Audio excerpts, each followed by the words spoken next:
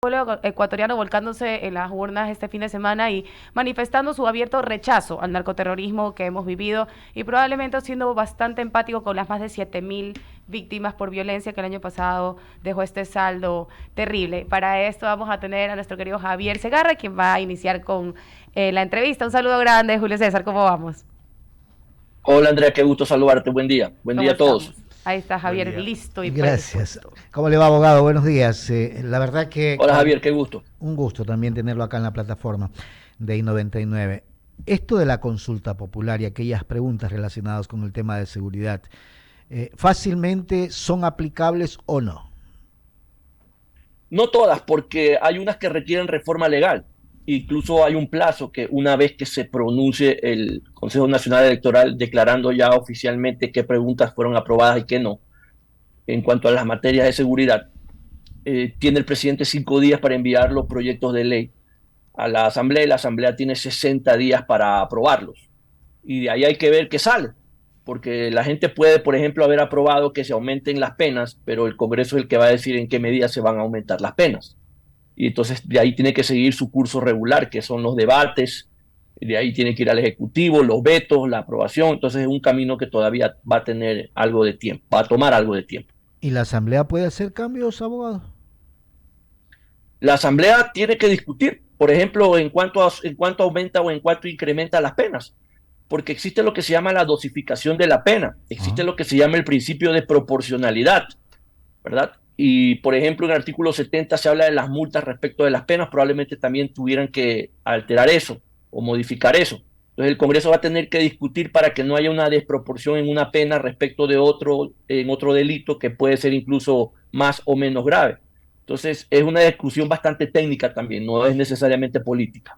¿Y eso debió haber constado en el anexo de la pregunta o me equivoco, abogado?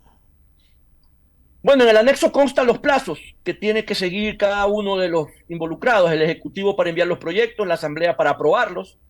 Entonces, pero de ahí el texto legal como tal, no, porque no se puede aprobar un texto legal directamente. Tendría que, el texto de reforma constitucional sí, pero no de reforma legal. Por eso tiene que pasar por la Asamblea. Y de hecho, por eso va a pasar por la Asamblea. ¿Debió haber sido una reforma constitucional? No, porque las penas no constan en la Constitución, constan Ok. en el Código Orgánico Integral Penal. Ujú.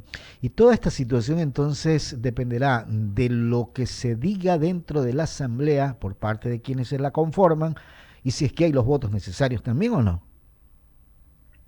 Sí, pero los votos los va a tener que haber más que por una razón de la consulta, por una razón de supervivencia política, porque usted comprenderá que si hay un mandato de la gente que ha votado casi 3-1 en lo que entiendo en Ajá. ciertas preguntas, quienes desobedezcan ese mandato se corren el riesgo de aquí a 6 meses en las próximas legislativas de no ver un solo legislador electo, especialmente si ya pronto vamos a tener los dictámenes respecto de purga y metástasis, de tal manera que aquí hay muchos temas que van a incidir mucho en la voluntad de los legisladores.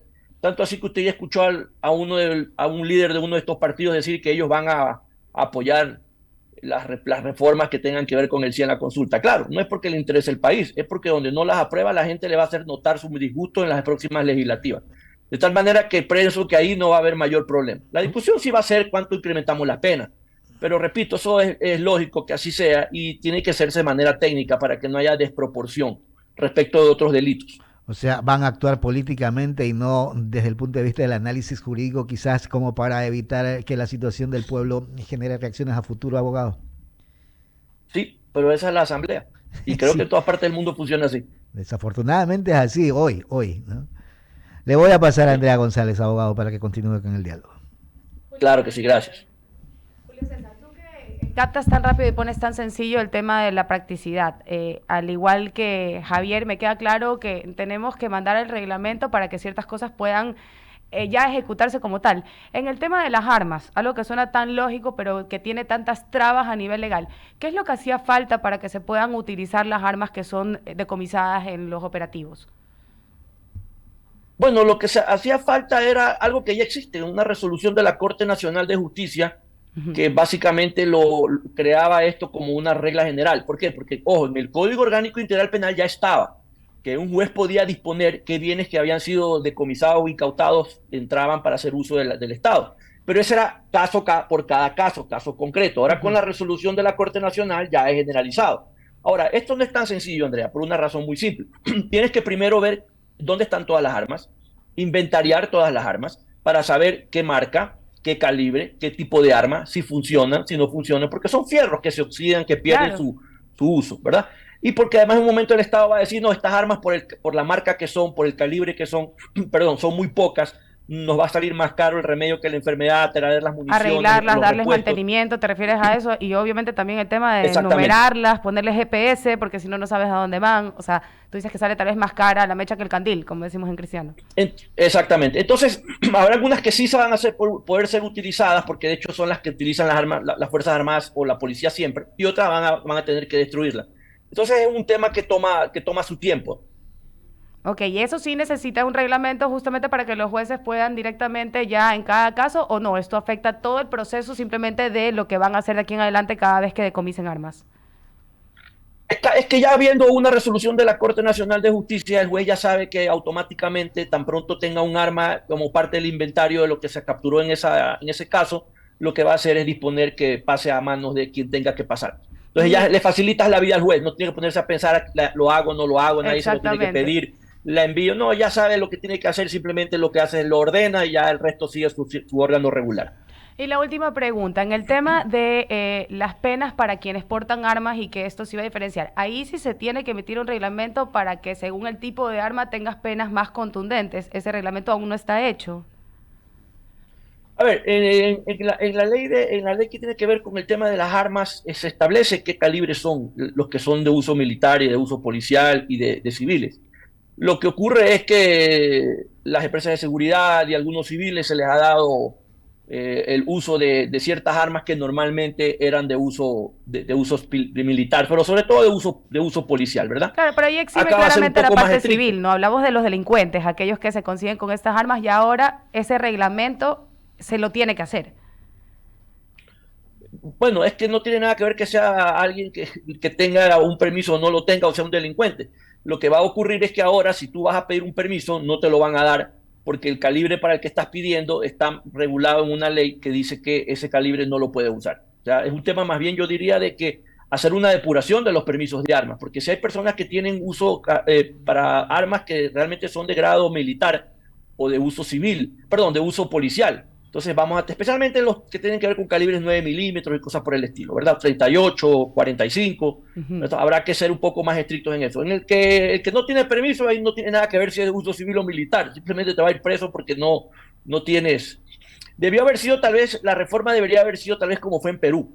Miren, en Perú en la época del terrorismo había esta gran distinción y era más grave aún, porque por ejemplo, si tú ibas y asaltabas una tienda de abarrotes con un arma de uso civil, era robo a mano armada y tenías una pena. Ya. Pero si ibas y tú mismo asaltabas esa misma tienda con un arma de uso policial o militar, ya no era robo a mano armada, era terrorismo. Terrorismo. Y te Ujú. procesaban por terrorismo, y entonces la pena y la cárcel a la que ibas era diferente, Claro. ¿verdad? Entonces tal vez aquí debió haberse hecho esa distinción, porque vemos que asaltan con fusiles y todo, y entonces ya estás hablando de otra cosa. Exacto. Entonces tú no me vas a decir que lo vas a procesar solo por el arma, pues o sea, deberías darle un tratamiento distinto. Tal vez eso la legislatura debería considerarlo a propósito de que Totalmente va a hacer de estas acuerdo reformas. contigo. Cuando hagan el reglamento sería, o sea, si es que hacen un reglamento, creo que le solucionarían la vida bastante a los jueces para que justamente esto se haga de manera más eficiente. Le damos paso a Ramiro, que está listo para Jaime, perdón, le damos paso a Jaime, que está listo fuera de estudios. Por eso es que me olvido de ti, Jaime, a veces. No, mentira. Un abrazo, Jaime querido.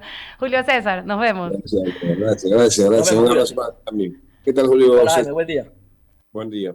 A ver, más allá de todo este tema de las consultas, cuando llegue esto a la Asamblea Nacional, la Asamblea puede reformar de acuerdo a su creencia. Es decir, vamos a suponer que el Ejecutivo manda una reforma que efectivamente sea de 5 años el aumento de penas. La Asamblea puede decir, no, no quiero aumentar las penas. ¿Puede hacer No, eso no o no? puede, no puede decir que no puede aumentar las penas porque incurre en un incumplimiento. Lo que puede decir, 5 años me parece mucho por tales razones, creo que 4, creo que 3, creo que 10, creo que 7. Va a tener que incrementar las penas, sí. ¿En qué medida? Eso lo va a discutir la Asamblea. Puede coincidir como puede no coincidir con el presidente, pero lo que no puede hacer es no aumentar las penas porque hay una orden. Y eso es lo que los Ujú. asambleístas tienen que tener claro. Ellos tienen una orden y como tal es una obligación. y no es una orden cualquiera, es una orden que viene obviamente como un mandato de la gente. Entonces no es una petición del Ejecutivo. El Ejecutivo solamente es un medio para el cual ejecutar o iniciar el proceso de cumplimiento de esa orden. Lo van a tener que cumplir porque si no van a tener un problema, van a tener una Corte Constitucional encima, que es la encargada de dar seguimiento al cumplimiento de un mandato que está establecido en un acto de naturaleza constitucional como es una consulta. No es cualquier cosa lo que va a recibir la Asamblea, tiene una orden. Ahora, claramente se señala que lo que están por referéndum es cambio en la Constitución, es decir, no pasa por la Asamblea Nacional. Las tres preguntas en las cuales efectivamente ganó el sí, que es la extradición, los jueces especializados y lo segundo era el primero era el tema de las Fuerzas Armadas. Eso es cambio en la Constitución, eso no pasa por la Asamblea Nacional.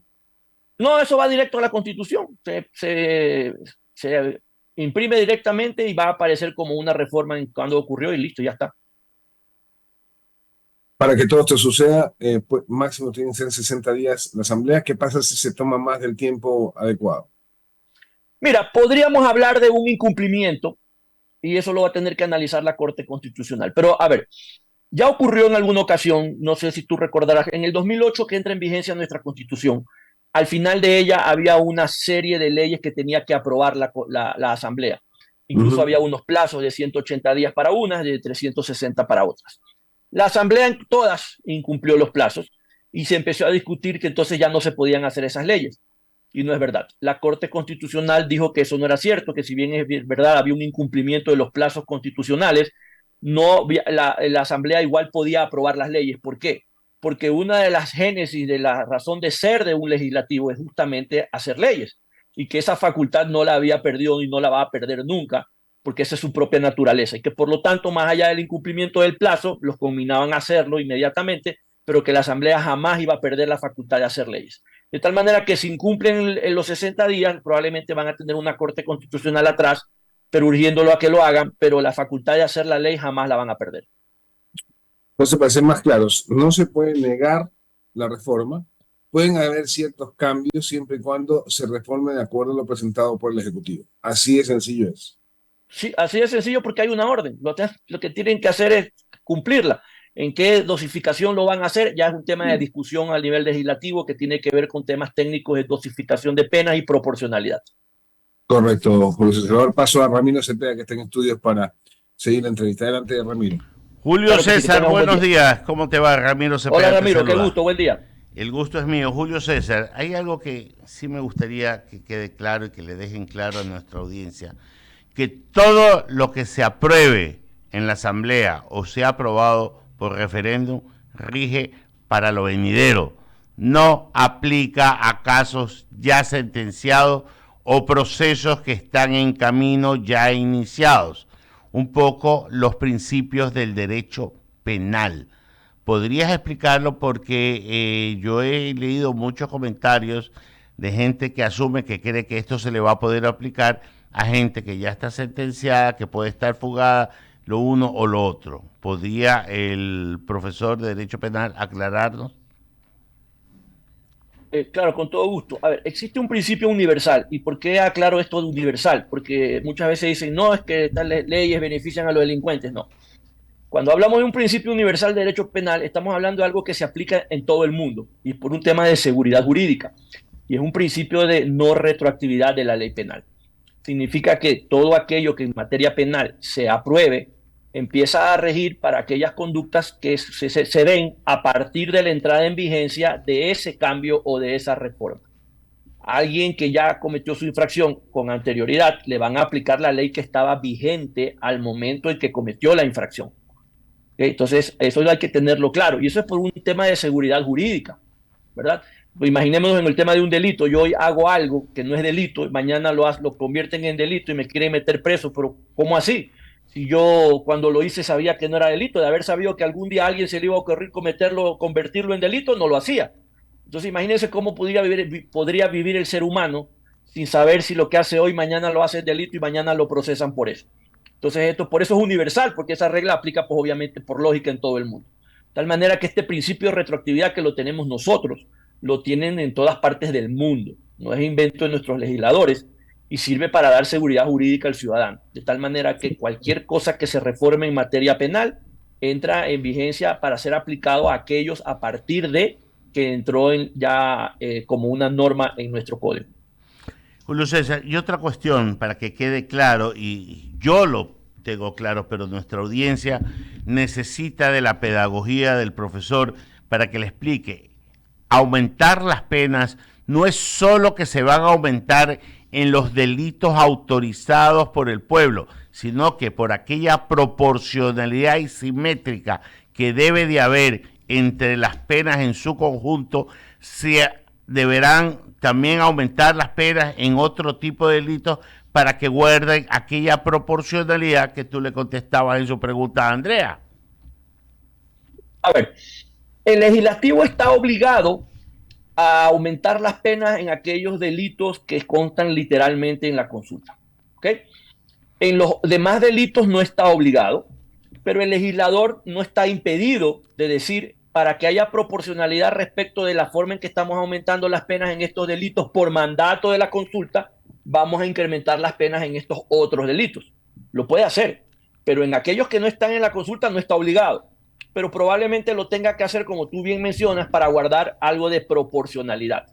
Ahora, lo que el legislativo también puede hacer es decir, a propósito de que tenemos la obligación de reformarlo el Código Orgánico Integral Penal por mandato de la consulta, vamos a aprovechar para meter ahí las reformas que quedaron pendientes la otra vez o algunas otras reformas. Por ejemplo, yo me permitiría sugerir a los legisladores que no solo analicen el incremento de penas, ¿sí? Porque hay que decirlo con claridad, el incremento de penas no va a resolver el problema de la impunidad. Al delincuente que está seguro de que va a poder comprar al juez, al fiscal o al policía para salir avante en su impunidad, le da lo mismo que la pena sea 5 años hoy y mañana sea de 40. Correcto. Lo que hay que hablar probablemente también es de aumentar, hay que probablemente hablar de imprescriptibilidad para ciertos delitos como el narcotráfico. Que eso es probablemente otro principio. Hay que hablar de juzgamiento en ausencia para ciertos delitos graves como el narcotráfico, ¿verdad? Porque ahí sí ya se acaba de cierta forma la impunidad. Hoy por hoy en la mayoría de los delitos la gente se fuga, sobre todo en esos delitos donde la gente hace harta plata, narcotráfico y delitos conexos, y hasta que lo captures y lo puedas juzgar probablemente prescribe. Hoy, si tú hablas de imprescriptibilidad y además de juzgamiento en ausencia, el narco se te va, pero lo juzgas, y además de que lo juzgas, le puedes caer con la ley de extinción de dominio, que si bien es cierto, para estos delitos no requiere de una sentencia condenatoria ejecutoriada, pero en otros casos sí, de tal manera que sería una mejor forma de combatir la impunidad. Pero eso el legislativo lo puede hacer a propósito de que está obligado a hacer la reforma. Julio César, agradecerte por tan interesante conversación que hemos mantenido aquí en diálogo, y cuando los hechos se vayan dando y la asamblea vaya procesando, vamos a continuar conversando contigo. Que tengas un buen día.